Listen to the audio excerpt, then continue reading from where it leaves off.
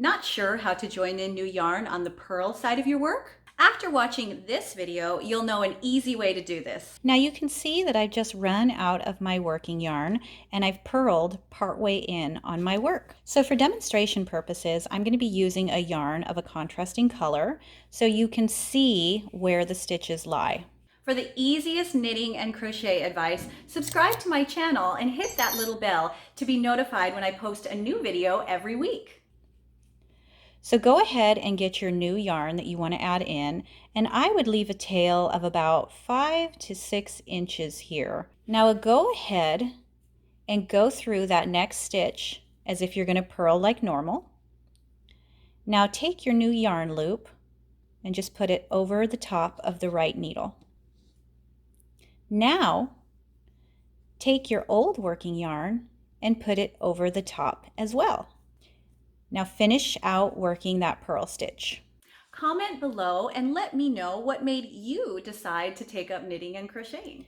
Now let your old working yarn drop, and holding both strands of your new yarn, go ahead and work 3 purl stitches. 1, 2, 3. Now what you're going to do is go ahead and let this short strand of your new working yarn just fall. And then you've got your old yarn here. You might need to give a little tug on it because sometimes it can be loose at first.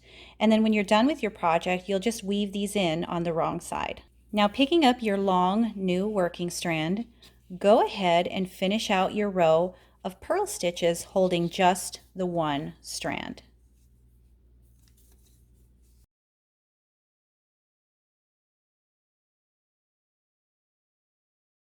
Now I've come to the end of my row, and we'll go ahead and take a look at what that looks like on the other side. Now you can see here is where we joined in the new yarn, and this was the 3 purl stitches that we made. Now looking closely, you can see that it's got 2 loops on it per stitch. So when we go to work these, we're going to actually work these as if they are one stitch. And I'll show you what I mean. So I went ahead and worked all the way up to those 3 doubled stitches. So you're going to go into both of them at the same time as if they were one stitch, and you'll work them just like so.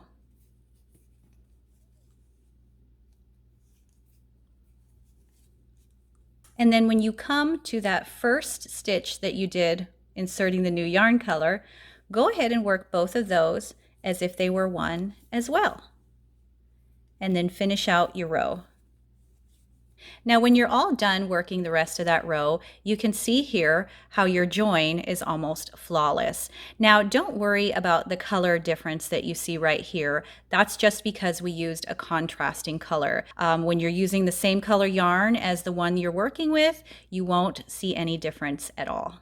And just like that, you learn this. If you're looking for a cool new project, check out my free and paid patterns on my Ravelry. I will put a link to my designs in the description below.